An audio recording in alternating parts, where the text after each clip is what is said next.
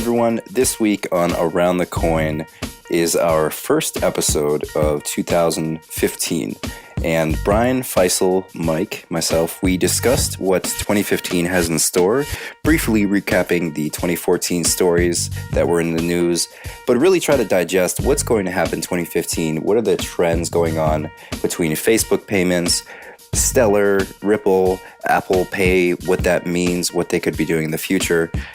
We discussed the security issues, particularly that of Sony and how that influences consumer and enterprise companies and how that will influence startup companies.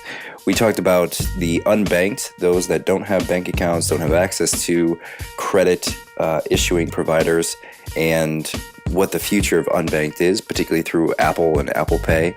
And we sort of concluded by our thoughts around couponing and the influence of mobile, which was kind of an overarching theme here.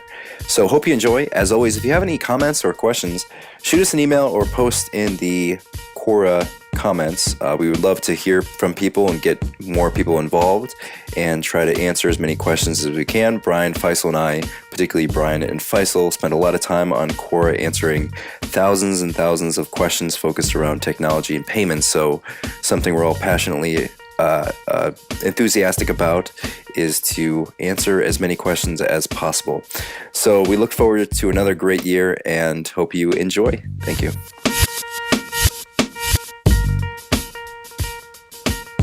All right, ladies and gentlemen, here we are at our first podcast of 2015, and we are more excited than ever to have completed our first year. We have about 46 episodes in the bank now. We did the last two episodes were focused on a recap of 2014, all of the topics that we discussed, and this episode will be about forecasting, predicting, talking about the big issues and topics and themes of 2015, things that you might want to think about or learn more about as we progress into the year. And as always, if you have any comments, questions, themes, topics you'd like us to discuss, put them in the show notes on Quora, send us an email. We're easy to get a hold of, but we would love to hear from you and talk about the things that you guys care most about. So, Brian, Faisal, how are we doing in the new year? Wonderful. Happy New Year. Feeling refreshed, ready to go? Absolutely. It's going to be a great year. Yeah, last year was incredible, especially for us, personally, the three of us just having completed so many episodes of Around the Coin. I feel like we're really in a good flow, kind of conversationally digging into topics. And, we've basically covered the bases. I remember when we first started, we said we wanted to talk about each of the topics and sort of dig deep, and then that gives us the freedom to discuss whatever we want. And we've kind of done that, And the world changed around us. I mean, some of the things we talked about. Yeah, sure. Apple Pay wasn't even a thought when we first started. Well, it was thought in my mind. It was thought in your mind. It was just one of my fantasies. No, but I mean, look at Bitcoin. Look at the stuff that Faisal was talking about with communications and social networks and payments and all this type of stuff. It's all starting to come to fruition, and it all happened in 2014. And I think the 2015 time span is going to be the maturing of that. I think we're going to see an expansion of those ideas. So it was great, and this show was right there. Covering it. Yeah, sure. And I think so. Let me ask you, Brian and Mike, your thoughts on 2015 on Bitcoin, and not the price, but Bitcoin in general. Its adaptability, usability, expansion, et cetera, et cetera. Well, I'll go first here. There's no doubt that when we started 2014, there was question whether Bitcoin would quote unquote last. It was being equated to monopoly money and some kind of scheme. I think that's long gone. So moving into 2015, it's going to mature. It's going to become commonplace. In some people's mind, it might almost become boring. The speculative period of Bitcoin where it was gyrating up and down radically, I think those days are over. Now, does it mean that Bitcoin is going to stay at one price forever? No. Game theory, laws of supply and demand, all kinds of things are going to play onto Bitcoin. It's going to rise. But if you're using Bitcoin as an investment vehicle, perhaps it'll be something that'll beat inflation. If you're using Bitcoin as a currency, as a transaction mechanism, it is probably going to be more useful because the gyrations are going to be more normalized. If you're going to be using the blockchain concept, which some people equate to Bitcoin, I see that as outside of Bitcoin per se. I think that's going to be an explosion of 2015. I think every type of idea that can be implemented within the blockchain, we're going to see innovation and startups building around it. And most of 2014 was the investment and seeding of those ideas. A lot of stealth companies. So Bitcoin's going to be around. We're glad to announce that. In the beginning of last year, we weren't sure, but at least the world wasn't sure about it. And the blockchain is going to take over, and alternative currencies too. We're going to see a lot of variations of that. Yeah, I would give Bitcoin a hold though. I think generally cryptocurrency is an exploding concept, and the potential for those are huge. But Bitcoin I would hold only because I think people still look at it from a $2 coin, or you remember the gold coins that came out? Yeah. They still look at it as this sort of unique thing. I don't want to spend Bitcoin. I want to hold it. And I'm sort of, rather than look at the price, I look at the qualitative aspect to people's perception of it. And people don't really think of it as a currency in the true sense of the form, where they're not thinking I want to earn it and I want to spend it. It's more this thing I want to understand and hold, which reminds me of the $2 bill, right? People didn't actually use them because they were so unique. And I think Bitcoin's success will be driven on the fact that it's looked at as a true fluid currency, as opposed to something people want to hold on to, or it's in this weird category. People don't buy and sell crystals, but they have value. And I think Bitcoin is still in that abstract form of, it's not quite currency. And I think maybe part of the difficulty is that, at least in the US, people have difficulty looking at multiple currencies as being equal or being equally used. People think of the USD, the dollar. That's the only thing you buy and sell. And once you start introducing a new language, you could almost say, you have to get the early adopters on board to start using it and buying and selling. But I think Bitcoin's success will be driven on, can they cross the chasm? Can they get into the mainstream, or 20, 30% of all transactions? And I'm not sure we'll see that quite yet in 2015. Maybe 2016, 17, that'll start to happen. But like you said, Brian, I think the Bitcoin startups that evolve will start to push those and start to change people's perception, just make it easier, right? I want a simple app. I want the blockchain to be very easy for developers to build tools on. So just like Coinbase released their tipping feature, we'll start to see little just changes in perception about how Bitcoin can be used. And once those become successful, I think that's the life or death of Bitcoin. I have a question for both of you. Do you think there's a camp that thinks that if we peg the price of the Bitcoin to the US dollar and fix it and readjust the peg every week or 2 weeks or 3 weeks or a month, do you think that would have an impact on Bitcoin trading and Bitcoin usability in transactions per se? I think it would violate the premise of why that particular currency was invented. I would say if you're going to do that, you invent an altcoin, and people have. They peg it to the commodity prices of oil or whatever. Not such a good thing these days. But there's even one, pegged to the most rarest minerals. The problem is those are artificial, and the premise of what Bitcoin was about was it was going to be an inflated currency based upon constrained supply and increasing demand, and the ability to fractionalize it down to, potentially in infinity if adjusted. So I think that's a nice idea, but this is a struggle between its early roots of being an independent sort of payment system unattached to any particular government versus trying to stabilize it artificially. And there's a lot of heated debates about it, though. I'm against it ultimately for Bitcoin. So, Mike, I'll ask you the flip question, which is: do you think Bitcoin's usability in the U.S. right now is more from a hobbyist perspective, or true value addition that it is providing for transactions? Yeah, I think it's definitely in the former category. It's still a hot topic. It's still not quite understood and used in commonplace, right? Other than early technology adopters like you and Faisal and I, Brian, there's not that sort of desire to use it or firm understanding. And I think, frankly, there's three major things that work against that. One is the early regulation forced on Bitcoin, which scares away innovators, technologists, developers who want to come in and build tools. And then there's the enforcement of that regulation, which if that comes, if that comes to fruition, that's really going to impede the growth of Bitcoin on everyday usage. And it's really going to be looked at as a hobbyist perspective. And then frankly, I'm most scared about public perception. Part of the thing we were talking about in the pre-show is just the reality that public perception of, whether it's talking heads like Warren Buffett, who's, obviously a major financial influencer, and him saying things like stay away from Bitcoin, it's a mirage. Those sorts of things, it changes public perception. Now people won't have the willingness to try it or adopt it. And I think if that doesn't happen, you need guys like that being big advocates and saying it's real, it's easy, it's better, just give it a shot and try it. And once people get in that habit of using it, then it'll become successful. But we're still in the hobbyist stage right now. Yeah, there's no doubt it is. In a hobbyist mode, and mainstream. No, I don't think anybody predicted it to be mainstream for at least a decade. And there's a lot of things that need to be worked out.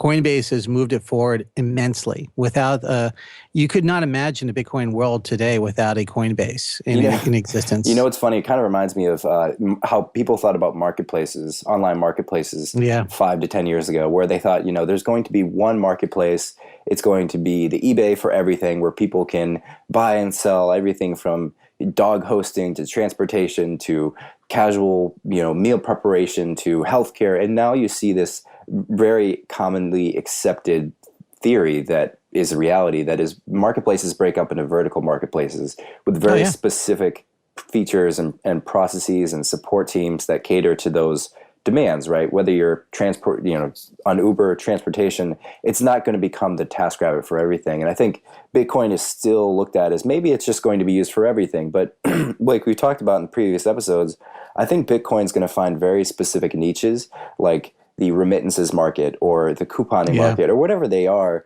Those are going to be the explosive growth, and then they're going to sort of move into other verticals one by one, rather than becoming a competitor to the US dollar or something of that sort. Absolutely. How about you, Faisal? Where do you stand on all this? I think it's still a hobbyist thing in the US. They're still trying to figure it out.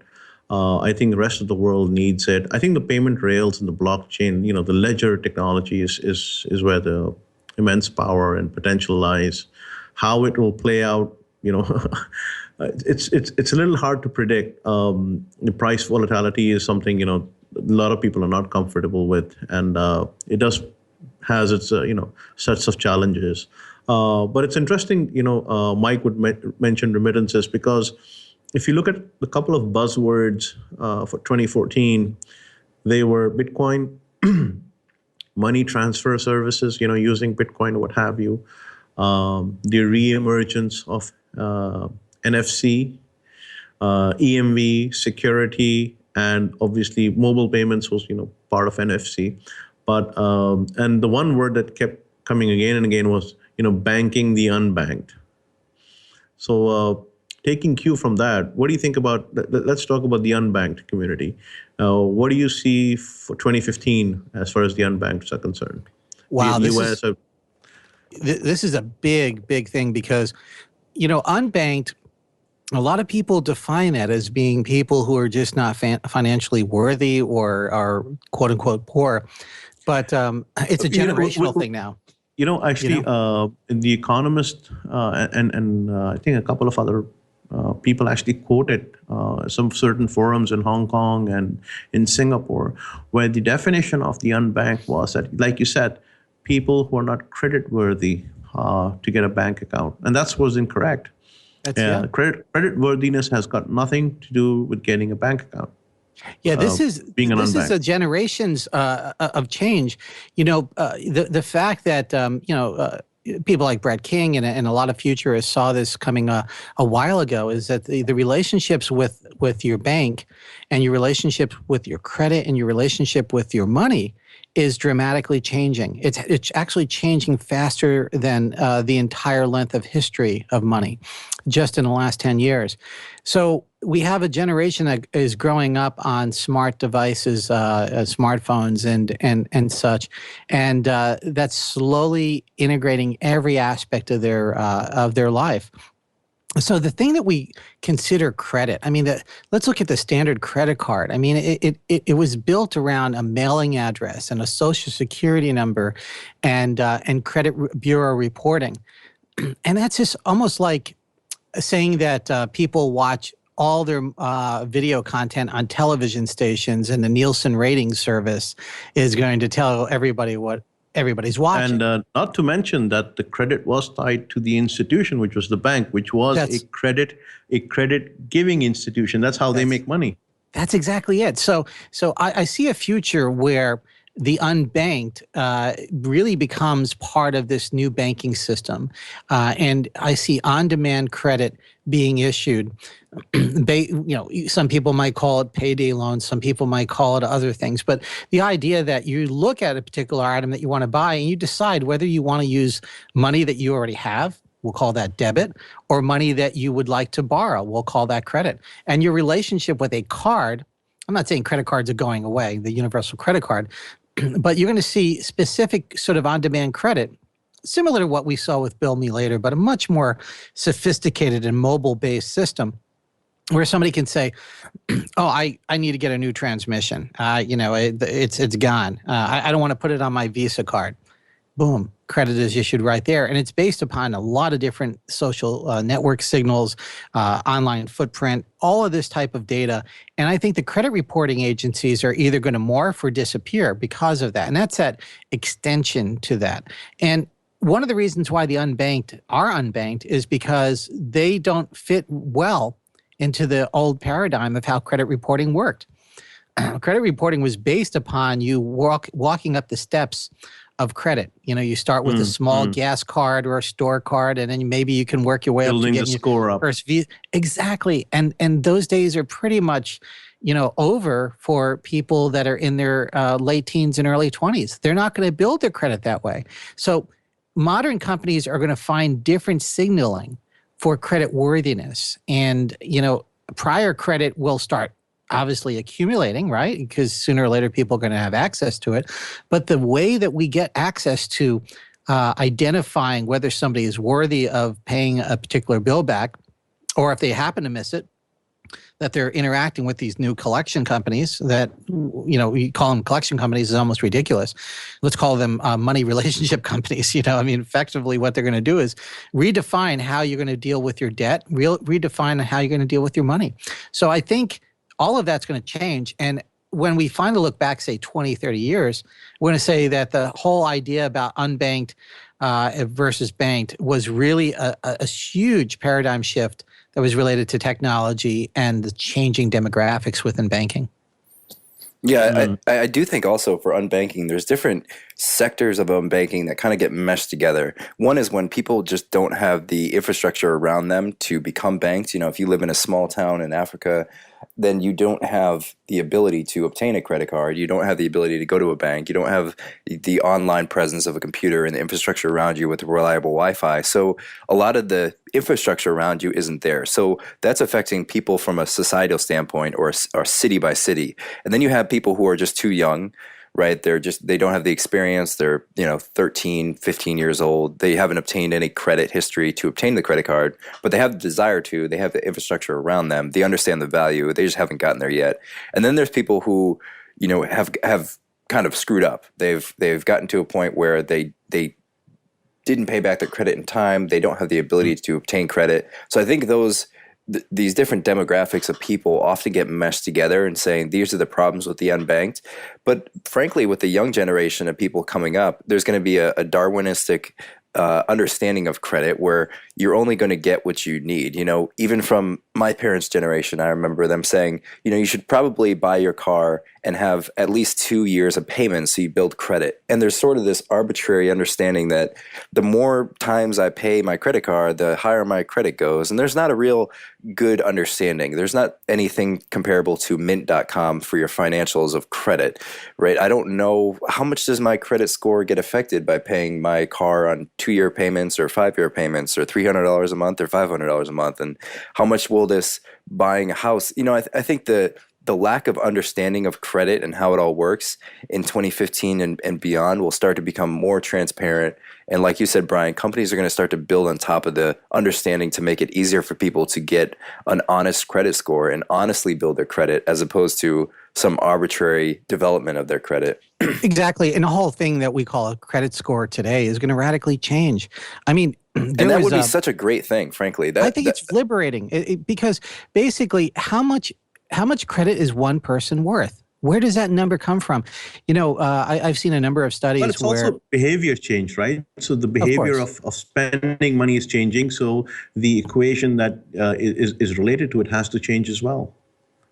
Absolutely. And I think, the whole way the payment system is going to be viewing this change is going to be interesting, because the mobile device is obviously going to pay the center actor in all this. And the idea is, who is going to be in control of this? And would there be control? And it meshes with things like Bitcoin, blockchain, NFC, Apple Pay. So let me ask you, gentlemen, another question. So one of the things that's sort of coming up, not so much in the US, but everywhere in the world, is MFS, mobile financial services. The telco provider is providing mobile financial services because that's the common denominator. Everyone is holding this, the phone in their hands, and they're now providing the ability, like as a classical example. How do you see MFS, taking shape in the US, especially vis-a-vis comparing it to the banks? Well, I don't think the mobile providers are in the same level playing field as you see other parts of the world. Apple changed that forever. We can pretty much time this all to the brilliant negotiations Steve Jobs had with Verizon and AT&T, ultimately AT&T being the victor of that communication and negotiation. Basically, they broke this control over the hardware. And the only thing that the mobile provider did have was a SIM card. And Apple recently changed that with a universal SIM card within the new iPad Air with wireless, cellular wireless. And that was a major step. Now, Apple's saying we're not going to do that with phones yet. But essentially, if they wind up doing a universal SIM card, that means the telecom providers have nothing inside that phone any longer. And I'm thankful for it, because the bloatware that shows up on some of the Android phones is horrific at different parts of the world. I mean, you literally are having half your memory taken up with people who have paid money to get their app on your phone, and you almost can't delete it. So the telecom provider is going to have a slightly different aspect in the United States versus the rest of the world. ISIS, or soft pay, whatever they're calling themselves, is an opportunity for perhaps them changing their narrative and becoming more aware of what Apple Pay has done to try to change this thing. And we come back to this because really Apple Pay is a foundation of a banking system in the United States on a mobile device. It's the beginnings of that. And we're going to see person-to-person payments coming from it. And it's going to happen in a radical way that unfortunately is going to shock a lot of people who've already invested in person payments mentally and financially. We're going to see your interaction with banks change because of that. I mean, I was shopping this holiday season, and every time I used Apple Pay, I got a notice from American Express, I love using, letting me know that down the street I could have dinner or lunch. And they're really taking advantage of this. And when beacon technology turns on, that's going to get more localized. But this whole banking relationship, if you really break down what somebody's doing with banking, there's a couple of milestones that take place in people's lives. Let's say first car, perhaps financed, first mortgage, financed, and maybe ultimately college if you have children. These are the big financial things. And there are other things that are built into it. Excuse me. And the differences in the new 2015 moving on world is your interaction to this financial relationship isn't walking into a building with Grecian and Roman, architecture and a big safe. It's interacting with your phone. Already knows a whole lot about you, and you may, with permission, share that data with a financial service. And as that data becomes more rich, you're going to be giving access to higher and higher credits and loans. So this is kind of where that new paradigm is going to start. We're going to start seeing it today. The beauty is Apple took the reins back into to control of the individual by saying, listen, your private data is your private data, your financial data is your financial data, and we need to rein that in. And that's how it's going to take place in the U.S. But if you look at how it took place in Africa with M-Pesa, it's a radically different sort of environment. I'm not saying that that's not going to morph into something close to what we see here, but it's going to be their own unique thing. And parts of Europe, the telecom providers are in full control, other than on certain Apple products. But even then, they really get to have higher demands on what can be done and what can't be done. But slowly but surely, the popular if a device is popular enough and a company is popular enough, that will trump what a telecom provider will try to do. And I'm not painting them as mean or evil. They just have dumbfounded a lot of users in some regions of the world by what they've done with payments and what they've done with banking. Yeah. Say that. One of the more interesting statistics that come to light are 53% of millennials don't think their bank is any different from any other bank, which wow. That's a huge stat in itself. And it goes on to say 73% are more excited about new financial service offerings from Google, Amazon, Apple, Square, PayPal, etc., than their own bank.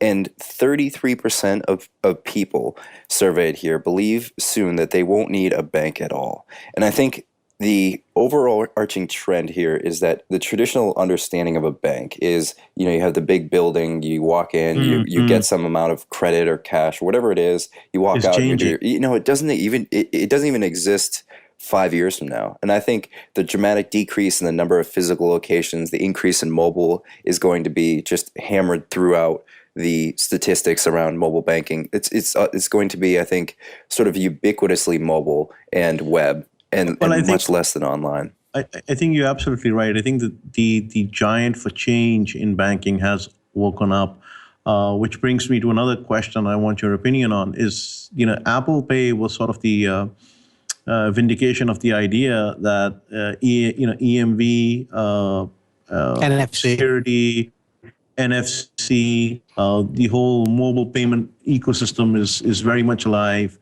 It has actually woken up NFC in the US like unheard of. Previously everyone had thought that NFC, never mind, it's dead. We didn't see NFC in iPhone 5, and I think we also covered this in a couple of our shows why we didn't see it. And because of the EMV standards that came out in March 2014, then Apple Pay comes out, and now everyone in the payments space is, how can we get a piece of the NFC pie? What are your views on that? What do you think we will see in 2015 as far as Apple Pay positioned, parallel to NFC and positioned in parallel to the competition? Well, big question, and we're going to see a huge expansion of NFC capabilities within merchants in the United States. It already started pre-holiday, and the growth is coming from small and medium-sized merchants. And most of the researchers following this are just dumbfounded. All they're looking at is the really big numbers, and they're saying, well, NFC is costing too much for small merchants. That's hogwash. Very few merchants are paying for NFC upgrades. The most that they might have to do is commit to 1 year with their current provider to get an NFC machine or upgrade, and they're not paying for it. So this rapid expansion is created such a demand that the leading providers, Verifone and Ingenico, are running out of entry-level terminals for this. Towards the end of November, you could not get from the suppliers any NFC terminals for small and medium-sized merchants. They were gone. They were literally not in stock. They were used by these small merchants to capture the very first series of Apple Pay transactions. And somebody might scratch their head and say, well, why is that so important? Well, these are practical and pragmatic merchants who most have been around for decades. So they know by adopting this particular technology, they're going to secure a higher average ticket and perhaps a higher percentage of sales by doing it. And the results are proving that. Immeasurably.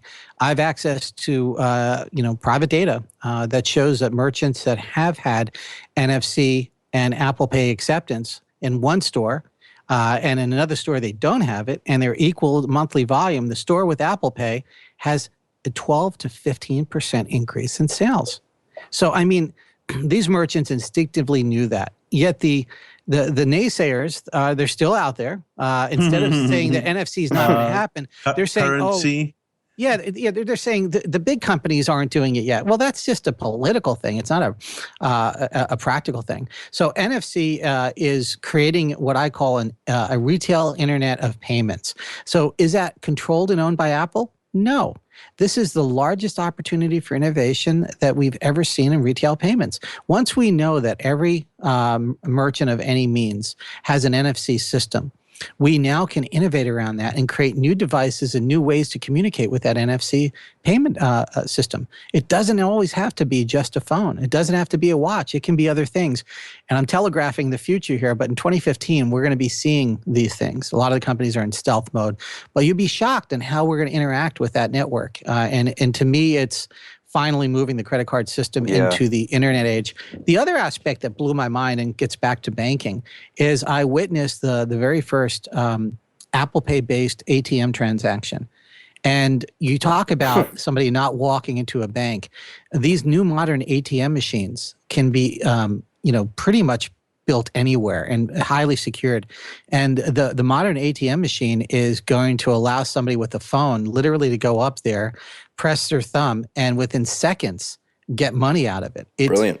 It was so fast. I saw, and it's secure, it's reliable. I saw a transaction take place in 14 seconds because basically the app itself sent out the information on how much money you wanted. You didn't even have to touch the machine.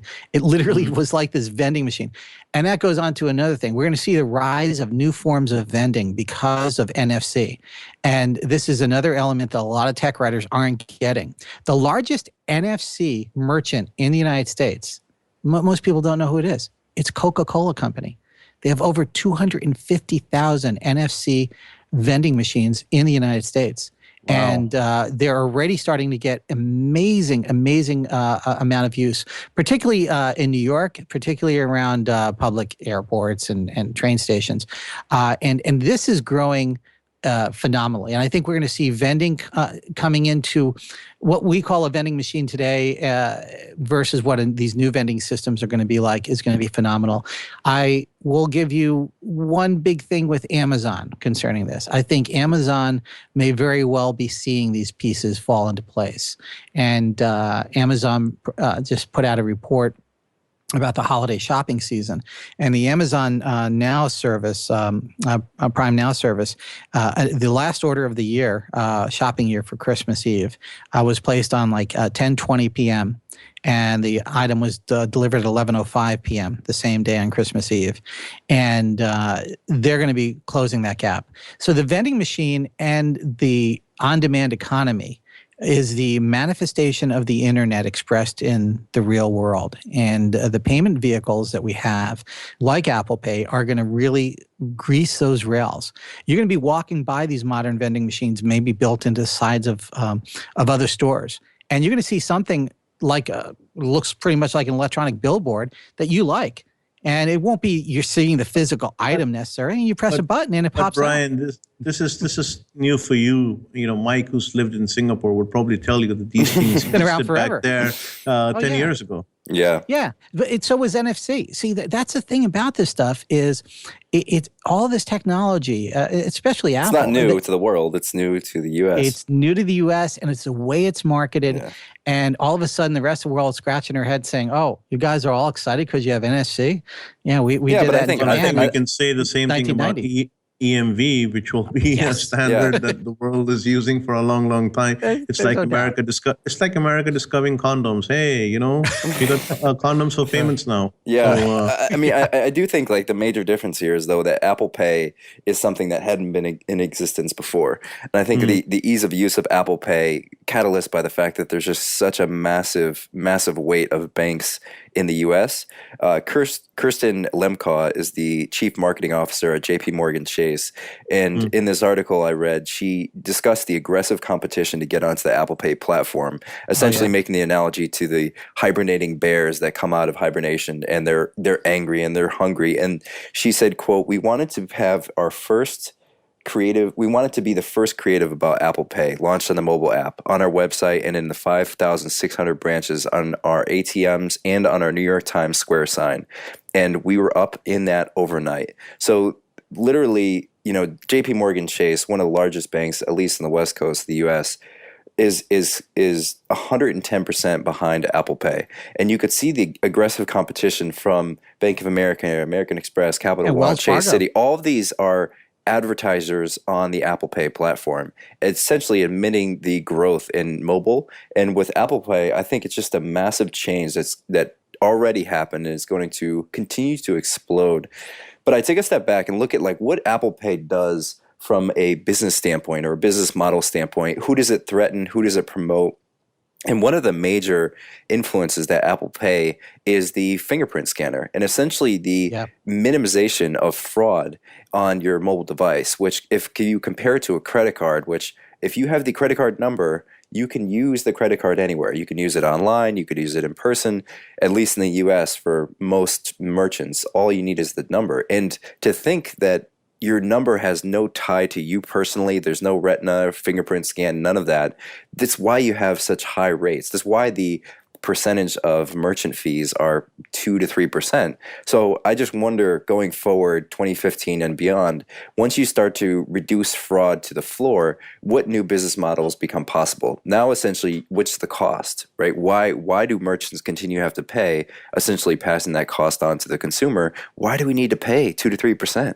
If fraud goes to the floor, what's the cost here? And so I think there might be new companies. Well, it's not just fraud, though. That's the whole thing. If it's there's not just fraud, but fraud is a major cost. The whole thing of interchange is a huge industry. You can't just make it go to zero. I mean, a bank is issuing you a card, or in 2015, well, they're issuing you a line of credit, right? Yeah. Because again, if it's a credit card, we have to remember the fact that somebody's got to collect on that bad debt. But also remember, if it's a debit card, it's a different thing. You're paying the same cost of a credit card, whether you're using cash or debit or credit. You're paying the same cost. It's a hidden tax on everything we buy. It's a hidden tax. So I mean, once we start to reduce that, then everything becomes cheaper. And I think that's... Well, yeah. I think that's what Apple really did, was so brilliant with their negotiation, is they didn't go in there and say, hi, we're Apple, we want a piece of the pie. We want 15 basis points or whatever it winds up being. They said, hold it. We've done the research for you. If Apple Pay is adopted by 5% of your cardholders, you will eliminate this many billions of dollars in losses through chargebacks, through fraud. I mean, there's many elements average person doesn't know Apple Pay solves. Chargeback, saying, I was never there. Well, hold on. No, we have your GPS data. It's absolutely brilliant. You know everywhere they were. You know that they're there. And that data is going to be shared with the card issuing banks in the future. It's not official today, but that was the premise. And so when you go back to these banks and say, we want to take a small percentage for saving you this money, Apple did a great calculation. They said, okay, I'll use imaginary numbers here. Let's just say their losses from 5% of their losses from fraud, and a lot of different fraud categories are lumped into this. So the number, let's say $20 million. Let's say it's relatively low. Apple is only asking for $5 million to be a part of it. That's what the ratio was like. They're only asking for a small percentage of what they're actually saving because of their fraud screening capability. So that was a no-brainer for the banks. I mean, that was what really woke them up. And that's what startup companies couldn't fathom. They didn't understand the art of negotiation. They didn't understand the art of working with people. And Apple did. They said, we don't have to muscle. They could have muscled a few of these banks, and it probably would have worked more or less. But to really jazz them up was a combination of their seductive technology, incredible power to convert the minds of most merchants, obviously working much better in small and medium-sized merchants, and their ability to share the pie and work with everybody. They're not. Plus they're the fact they can immediately launch on their own platform and have huge adoption. I think the difficult part for any startup is that you have to obtain users. Apple already has you as a user when they sell you the phone. So of course, but in in the early version of what Apple Pay could have been with a startup, let's say one particular startup company had two banks, two of the largest issuing banks behind them. And instead of trying to build bridges, they were playing the disruption card. And they were buying into that. They were insular, they were arrogant, they didn't answer the phone, and they didn't negotiate. And that is going to be the testament that's on the tombstone at some future date, 20, 30 years. I'm not saying the company's going out of business per se because of that, but it's going to be one of those lists of the things that they didn't do, which they were told they should be doing, and they ignored it. Apple, on the other hand, they didn't approach this with full knowledge. They researched. They said, let's look at this ecosystem. Do we really want to disrupt banks? Do we want to get into the ugly side of issuing credit and collecting from somebody's grandma? Do they really want to do that? No, they said no. Then we need banks, okay? Do they want to do this? Do they want to go and sign up merchant accounts? No, because that requires a physical sales force. It always will. Forever into infinity. It will never be 100% self-service. And, unfortunately, a lot of startup companies didn't see it that way. They say, oh, this do startups self-service. It works like Google.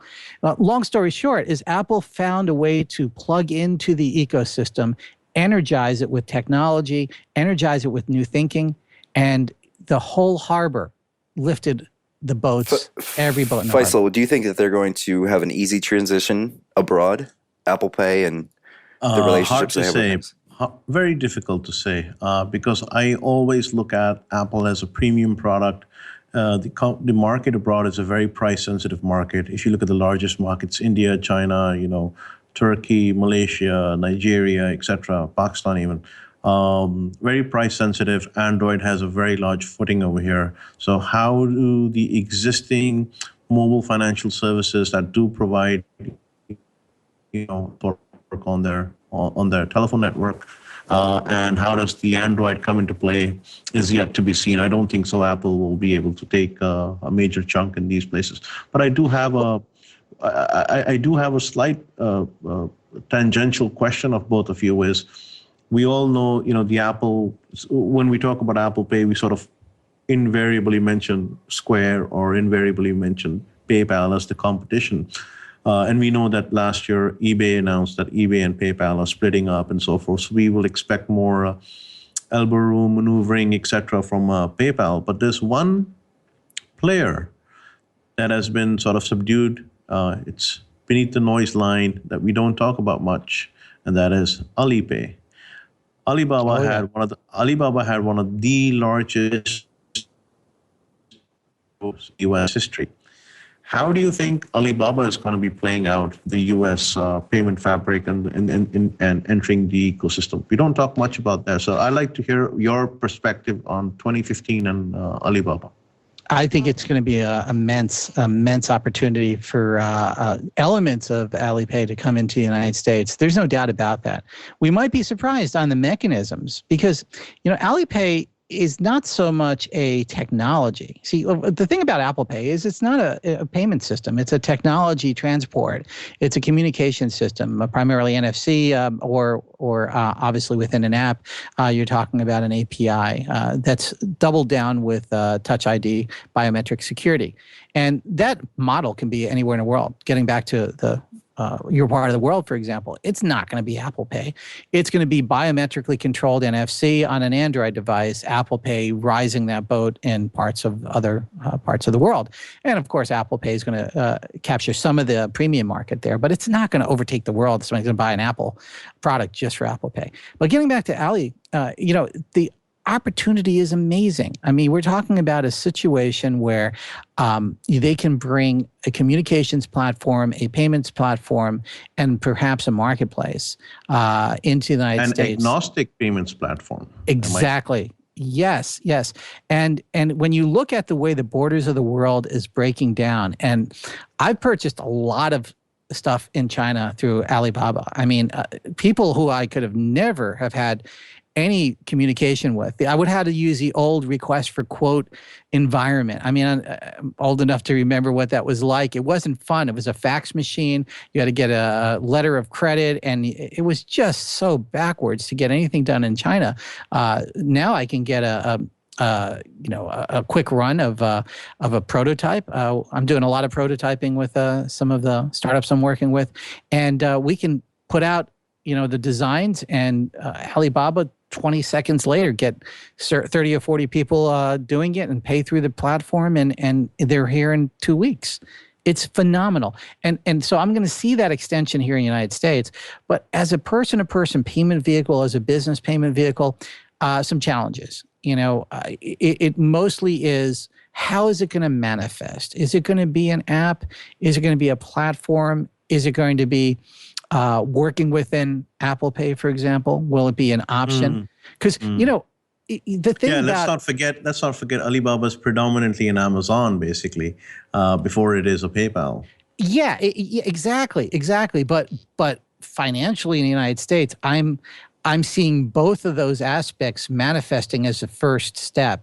I mean, just being able to buy goods through that Amazon type platform directly from manufacturers at prices that people are, whenever I find somebody has discovered that particular site, their mind is blown on how much they can buy. I mean, I had a friend that ran a Christmas store. It only opened about 2 months out of the year. And he was buying through a lot of different local vendors and paying the various prices. About 2 years ago, he discovered Ali, and he went crazy. He goes, what I would buy, a box for, I can get 3 pallets for directly from China. And it completely changed his business. He is profitable. In those 2 months out of the year, he's making what most people are making out of 2 years in their small business. And he's moving a tremendous amount of stuff out of China. And he's developed 25, 30 different relationships directly with the factories that are supplying, the Walmarts of the world and the Targets of the world. And these companies are very wise. So that's going to be the conduit in the United States. And that's the prospect. Once you're on that payment platform. So you're saying commerce first before payments. Mike, I'd be interested to hear your view. I think from researching Alipay, one of the most starking or surprising understandings I have of them now is that they essentially are everything. And it's hard to even come to grips with that. But if you look at Alipay versus PayPal, or Alipay versus Square, or Alipay versus Amazon, they sort of do everything. I mean, they transfer money from Alipay. They do peer-to-peer payments. They do essentially banking with check balances. You can pay utility bills. You can pay credit cards.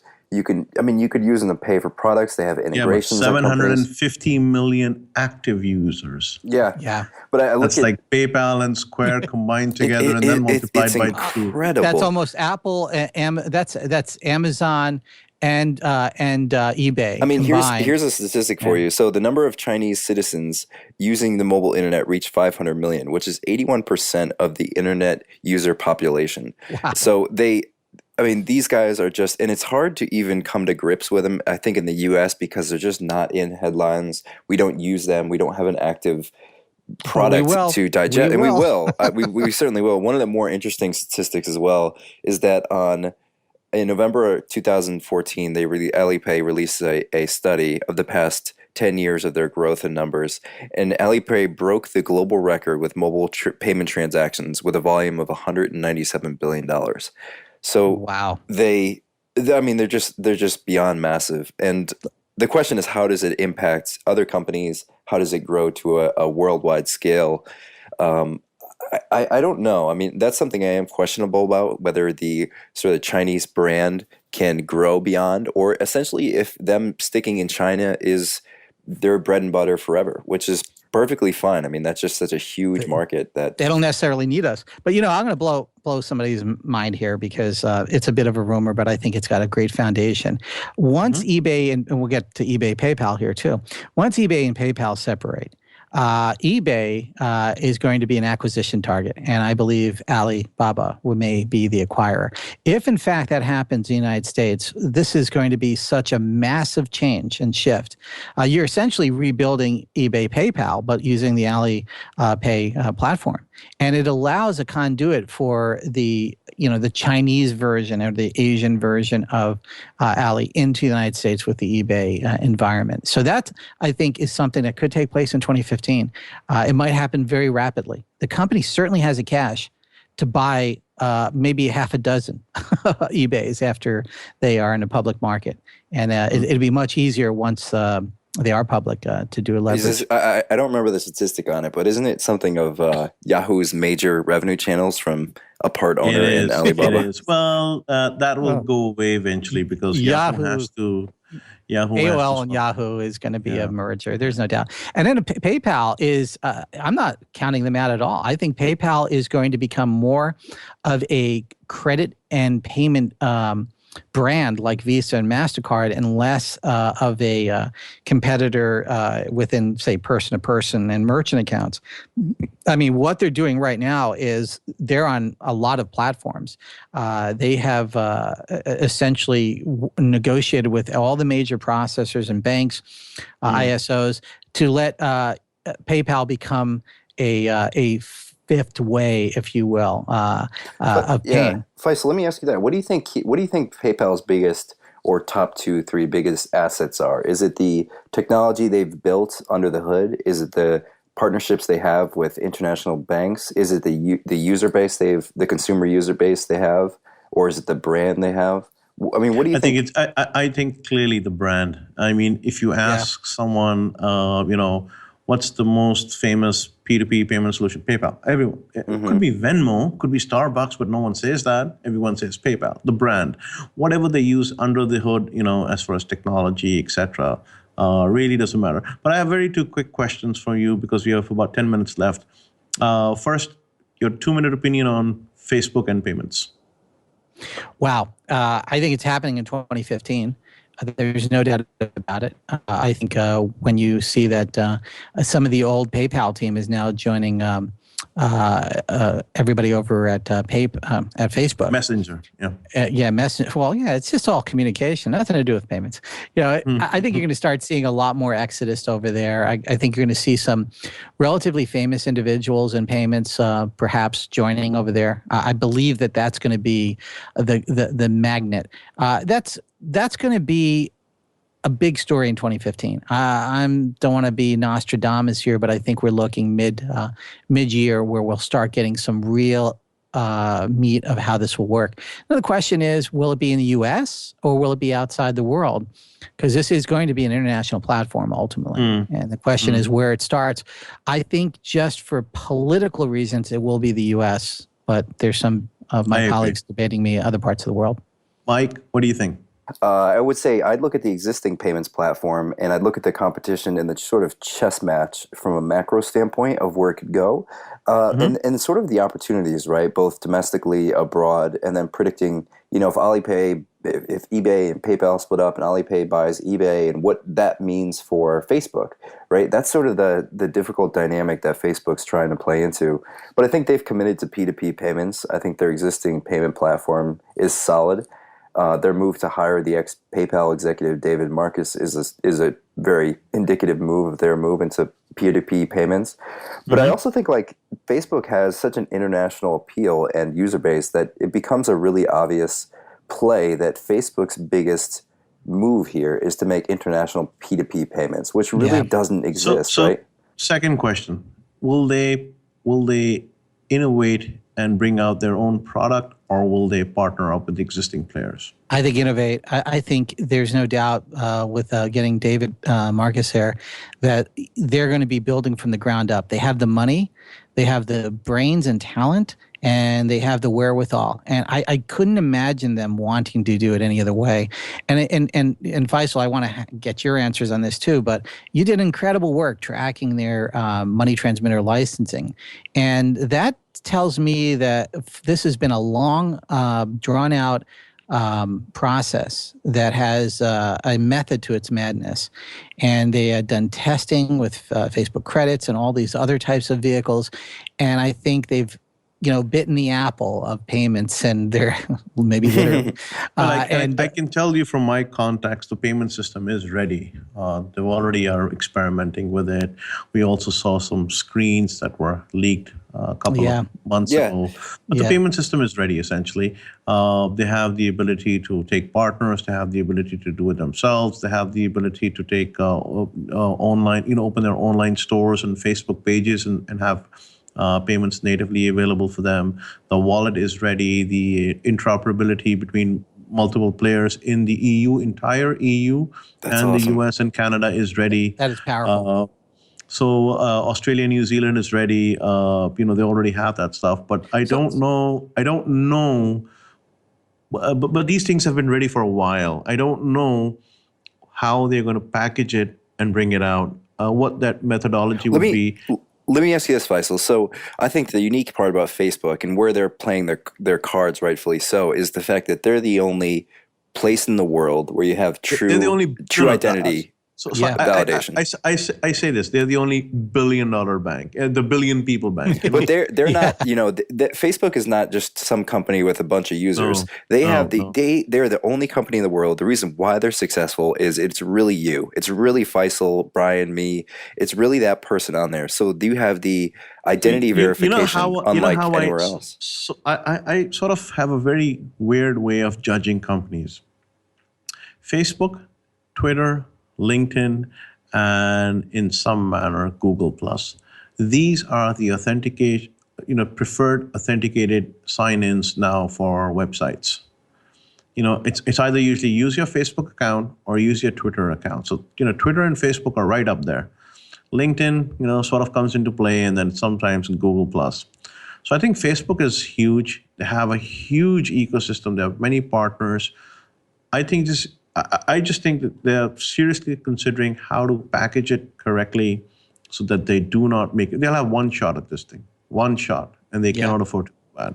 So how do you see it with remittances? I mean, being an international platform, could this be the ultimate platform for this? Yeah, where do they put walls around it, No, so my views on remittances have sort of changed in the last 6 months. Very rare thing, but it has. I'll admit it. When things are changing, you have to sort of accept them. And I think one of the things that I'm looking at is I don't see remittance is just a type. I want to stress it's just a type of a money transfer. Sure. Would you call it an intention? No, money type. I mean, the remittance is actually what's called home maintenance. It's money for home maintenance. That's sent by a worker in a diaspora working in your country, sending money back home. But you're already on Facebook, right? You right. This person's on Facebook. They're sending to a family. It's beautiful for that. My thing is, all payments are P2P. That's fine. But sure. I think the one sector that has just simply had his engine turned off and now is getting turned on is going to be the small value transfer. Being able to transmit $4, $6, $8, $10 smoothly, instantly, economically, for a few cents all across the world. And I think that's going to be just huge, maybe a maybe $300 billion industry eventually, maybe more even, who knows. Now, question, Faisal. We talked about the power of Apple and all of its users. Let's talk about the power of Facebook politically to make this happen. Because what we're talking about is moving through barriers that were otherwise almost impossible to surmount, especially for small value transactions. Do you see them having that power to do it? Now, I'm going to go out on a limb here. I think either Facebook will itself implement a Ripple-like technology, maybe Stellar or something like that, or maybe Ripple is already talking to Facebook, and it is maybe, super secret, and they don't want anyone else to know. But once they do that, then the ability to settle and send money across the world, be it pennies or millions of dollars, will be instant. And I think Facebook is going to own the payment platforms and the payment market makers in all the countries that it works with. Wow! So I think that's a huge thing, and I think they would be looking at something like this. Is that 2015? Do you think by this time next year we'd be saying this? No. What do you think we'll see from them by 2015? What will happen? I have such a hard time sort of getting my reading on that. I don't know. I really have a hard time because these guys, I keep going back to Zuckerberg's statement, we'll do it right and we'll do it in our own time, But could they wait a year, though? He's not. With Ali? Yeah. Because there is some competitive force. Let me ask you this, Faisal. Do you think the influence from Adam, Adam, the CEO of Quora, having built a large part of Facebook, run their engineering team. Is Facebook thinking about Quora in any sense? Or if not, what do you think Quora's plan in 2015 for payments is? I don't think Quora is going to be going into payments. I think Quora is going to be going into how the hell do we make money, not that we monetization. Okay, Yeah. making payments, earning payments. Monetization is going to be a big thing. I don't know because we've sort of hacked our brains. Is it going to be tipping? Is it going to be micropayments? Is it going to be something like the GLG group, which says pay someone $600 and they'll answer a question for you because they're the subject matter expert? Is it going to be sharing of revenue from all the ads? I don't know. I guess everyone's waiting for it. We'll probably find out in a couple of weeks.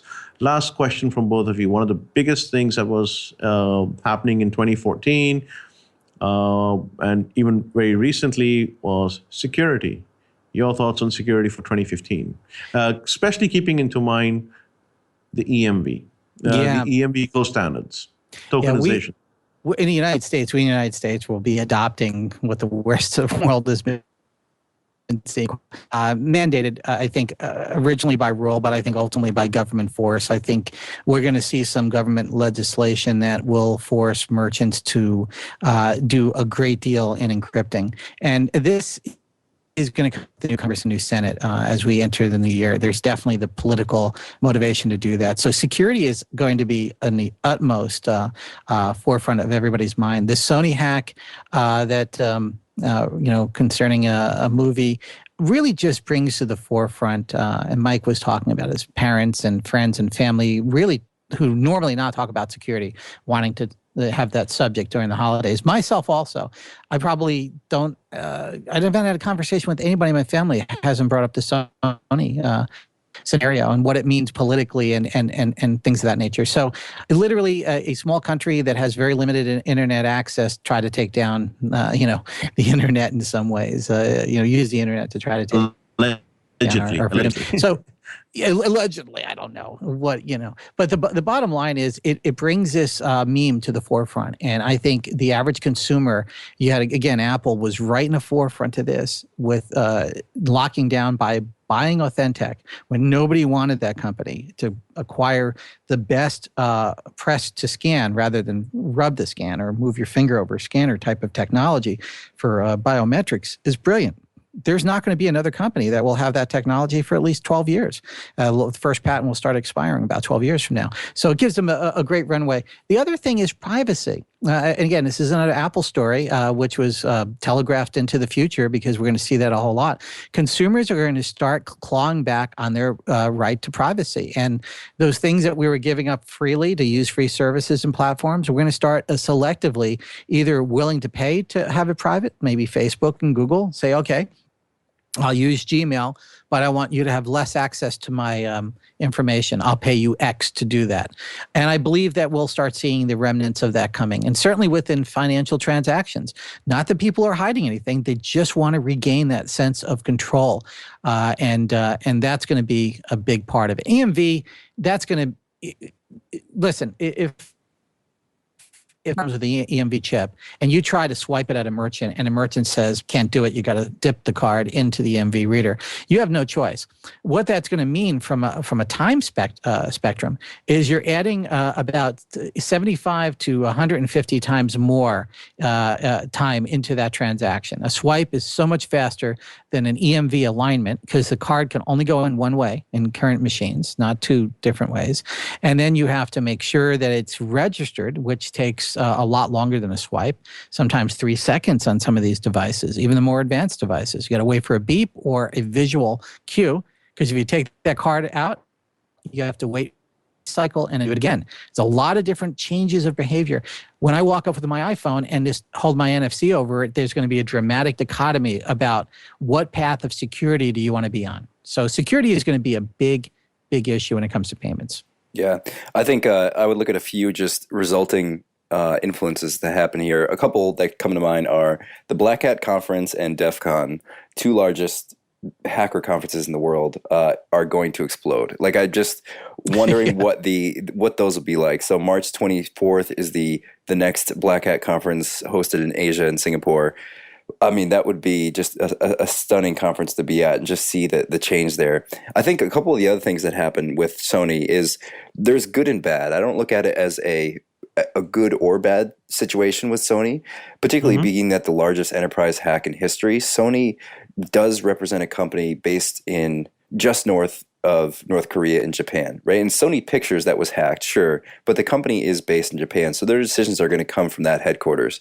And I think the unfortunate side of Sony being hacked, of course, is the Sony specific cases, but also the companies and the organizations like the U.S. government who are considering putting more information online and disclosing more information, public health records. The reason why there's not a good public health database or system to go to one hospital and the next in the U.S. or frankly anywhere in the world is the risk of being hacked.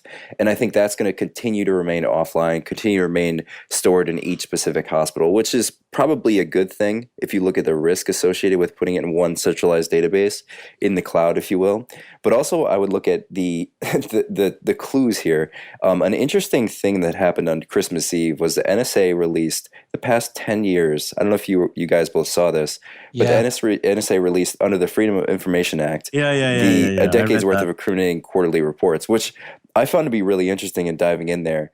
And in sort of what it represents of their own hacking. And I think if you take a look at the whole broad spectrum, including Edward Snowden and all of his actions, I think everyone's slowing down a little bit, right? With Sony and all the other hacks that have gone around. I think companies now are putting on the brakes a little bit. They're doubling down the security teams. Individual consumers, my parents particularly, start using Dashlane instead of one Google Doc with all their passwords in it. So I'm big, bold on Dashlane, 1Password, things that for the consumer make them more secure, things for the companies that make them more secure, individual consulting companies beefing up security teams. So I think that's going to be the emphasis in 2015 in preventing more, obviously, hacks like this. So it could be a good thing, Essentially, you want to have a little bomb to prevent a big nuclear bomb, and Sony's hack could prevent other subsequent attacks in the future. What do you think, Faisal? I mean, from your part of the world, your perspective. Not affected. How so? Why do you say that?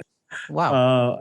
How are we affected? I mean, the worst thing that could happen is, my son's limited debit card on the PSN network would get hacked, and that's about it. But nothing otherwise. I mean, it was not even a news issue in this part of the world. What about Asia Pacific, Pakistan, Middle East? Like, are there companies there that grow the risk of being attacked? Entertainment companies or anything? Okay, so I'll put it even more bluntly for you. We have issues with basic democratic rights, basic rights as citizens, versus things like privacy and how I'll take the basic things, the basic necessities of life first before we even look at things like how is my privacy being handled. I mean, obviously we have financial institutions that have our Visa, MasterCard, and that's about it. Most of the commerce that is being done, or most of the information trading that is happening, is literally happening with the U.S. companies. I mean, Google, Yahoo, Facebook, LinkedIn, etc. So that's what I'd be worried about. And if my information gets hacked over there, that's something serious for me. Locally speaking, hardly anything. Well, do you think there's an attitude change there? Do you think people are less reluctant to use or more reluctant to use U.S.-based companies? I mean, that's one of the biggest criticisms of the Edward Snowden disclosure of documents is companies realize that Amazon has a back door and Facebook and Google, so now major enterprise companies are willing to use them. So that'll always remain, but I think that's a very small minority that sort of subscribes to that belief, or if it's even true or not. The majority of the people just want to get their work done. So if someone's snooping in Google, there's not much I can do about it. Get in line. All that. It's a conscientious choice you make. Hey, listen, I'm going to be interacting with an American company. The privacy laws are not as good as, let's say, Europe, or not as stringent as they are in Europe, or even my country for that matter. And you say, okay, fine, I'll deal with it. I'll go with the flow. Well, speaking of hacks and people giving out identity, I'll give one prediction. I think we'll see the first first time in 2015, and it's again related to Apple and security. I think we'll see for the first time in United States history a driver's license covered inside the secured enclave of an Apple device. It may be the very tail end of the year, but I think we're going to see the first time that the wallet will literally become your phone. And that was the last vestige. Whether or not the other states jump aboard very much like the banks did, that's another question. I believe I agree. that it may move very quickly. As long as it doesn't go to a central database, I think the American consumer would be okay with that. The beauty of this system, and Apple, I can tell you, is working on defining the standards with state governments and federal government, is that the data is encrypted within a secured enclave type environment, and similar to a secure element, but it's where the Touch ID is, and nobody has external access to it. It literally just presents it under NFC again to anybody who needs to verify an official document. So this is going to be an interesting time. It's worrisome for some people, with driverless cars and NFC licenses and NFC payments. The world's going to change. We're going to see the first Google car, taking the roads of California, probably second quarter of the 2015. You just get in a car and 25 miles an hour, you're toting down the road in a expensive golf cart, but you're not driving. So true. The future. It's amazing. Well, gentlemen, we have, I think, 51 weeks to find out how good we were with our predictions. Yeah, and I think it's going to be an amazing time for our show, too. I think to our listeners, we'll have some great surprises ahead. Surprises, that's the word, right? Yeah, great surprises. And we really, really enjoy you coming along for the journey. Everybody that's listening and your continuous support, the tipping. We haven't gotten the latest update from Mike, but we feel every Satoshi that you feel to send us, and we appreciate it. Thanks, guys. Thank you. Thank you, and we'll speak again next week. See you next year. Yep. Bye-bye. Bye-bye. Bye-bye.